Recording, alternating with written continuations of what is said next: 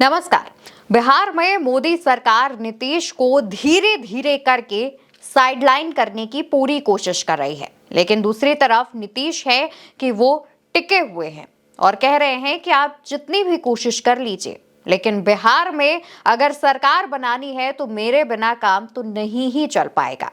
अब आप ये सोच रहे होंगे कि आखिर ऐसी अचानक चर्चाएं क्यों होने लगी हैं और ये बात हम आपसे क्यों कह रहे हैं। इसके दो पहलू निकलकर सामने आ रहे हैं, इन दोनों ही पहलू पर विस्तार से करेंगे बात। नमस्कार, मैं हूं अवंतिका। दोस्तों, बिहार में इस साल के आखिरी भाग में लगभग अक्टूबर नवंबर के महीने में चुनावों की बात सामने आ रही है और चुनावों से पहले लगभग सभी राजनीतिक दल अपनी अपनी तैयारियों पे उतर गए हैं। अब वो राजनीतिक दल जो तैयारियां कर रहे हैं, साथ ही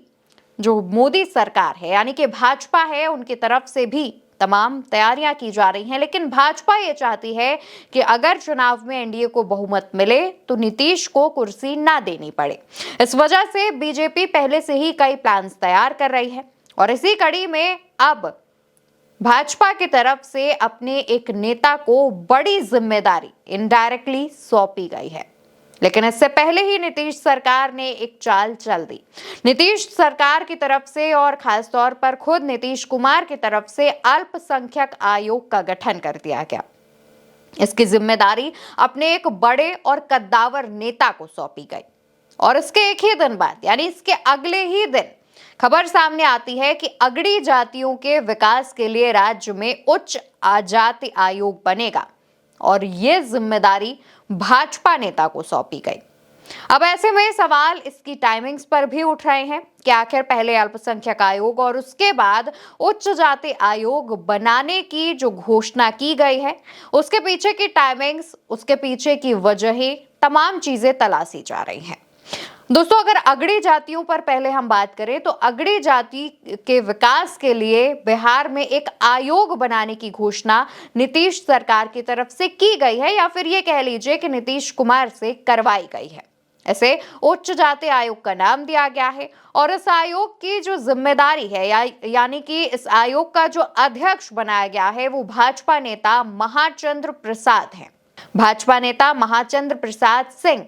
उच्च जाति आयोग की जिम्मेदारी संभालेंगे और उपाध्यक्ष जो बनाए गए हैं वो जेडीयू के मुख्य प्रवक्ता राजीव रंजन हैं। इस आयोग के कार्यकाल की समय सीमा 3 साल बताई गई है और बिहार में पहले से ही स्वर्ण आयोग हुआ करता था जिसके पुनर्गठन की मांग की जा रही थी, लेकिन उसकी जगह पर अब उच्च जाति के लिए उच्च जाति आयोग बनाने की घोषणा की गई है, या ये कह लीजिए कि स्वर्ण आयोग का ही नाम बदल दिया गया है। हालांकि नीतीश कुमार की तरफ से इसके पुनर्गठन करने की घोषणा की गई है, लेकिन कई राजनीतिक जानकारों का कहना यह है कि ये जो घोषणा है वो नीतीश की तरफ से की नहीं गई बल्कि करवाई गई है, क्योंकि उससे एक दिन पहले नीतीश कुमार ने अल्पसंख्यक आयोग का पुनर्गठन किया था और इसका अध्यक्ष गुलाम रसूल बलियावी को बनाया था। गुलाम रसूल बलियावी जेडीयू के पूर्व राज्यसभा सांसद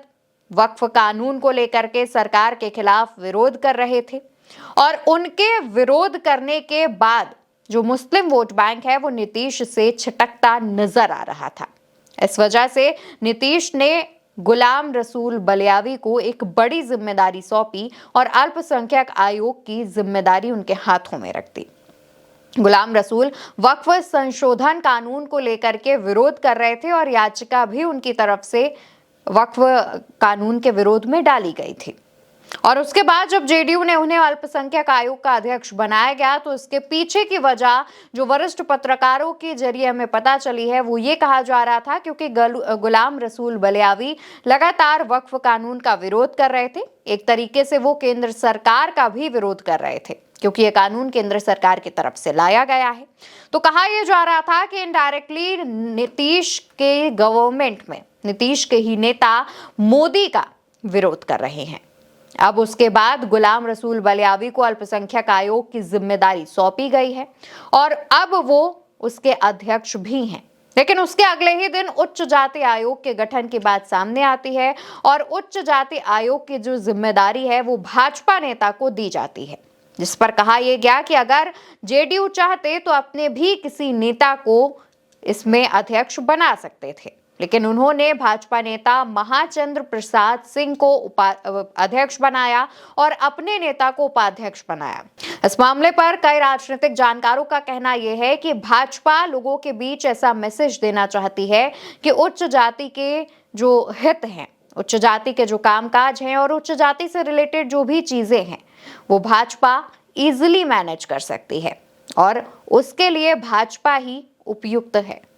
और इसी वजह से भाजपा नेता महाचंद्र प्रसाद सिंह को यह जिम्मेदारी दी गई। लेकिन दूसरी तरफ अल्पसंख्यक आयोग की जिम्मेदारी नीतीश ने अपने मुस्लिम नेता को दी, जिससे कहा यह जा रहा है कि नीतीश का जो पुराना कोर वोटर है मुस्लिम समाज का, वो अब नीतीश से जुड़ा रहेगा। लेकिन सवाल यही उठता है कि क्या वाकई धीरे धीरे कर भाजपा की तरफ से नीतीश की जो पॉलिटिक्स है उसका प्रभाव कम किया जा रहा है, नीतीश की पॉलिटिक्स को खत्म करने की कोशिश की जा रही है, क्योंकि अब भाजपा की नजर नीतीश कुमार के वोट बैंक पर है। भाजपा ये चाहती है कि नीतीश कुमार का वोट बैंक हथिया कर धीरे से नीतीश कुमार को टाटा बाय बाय कह दे और उसके बाद अगर 2025 के विधानसभा चुनावों में बहुमत मिलता है तो राज्य में अपना मुख्यमंत्री बना दें। क्योंकि अगर आप पिछले कुछ महीनों के भाजपा नेताओं के बयान सुनेंगे तो उनके मुंह से भी इनडायरेक्टली यही बयान सामने आता है कि भाजपा बिहार में अपना सीएम चाहती है, सरकार चाहती है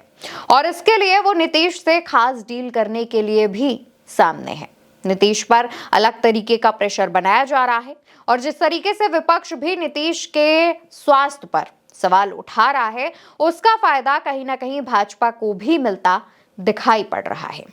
फिलहाल अब देखने वाली बात यह होगी कि आखिर जब 2025 में विधानसभा चुनाव होने हैं बिहार में और उससे पहले बीजेपी ये जो माइंड गेम्स खेल रही है उन्हें कितनी जल्दी नीतीश भांप लेते हैं और इसके लिए भाजपा को चेता देते हैं कि अगर आपने ऐसा कुछ किया तो हम अगर जो करेंगे तो उसकी गूंज केंद्र सरकार की कुर्सी तक जाएगी। फिलहाल खबर में इतना ही। खबर आपको कैसे लगी इसका जवाब कमेंट सेक्शन में दीजिएगा और साथ ही उल्टा चश्मा यूसी को सब्सक्राइब करिएगा।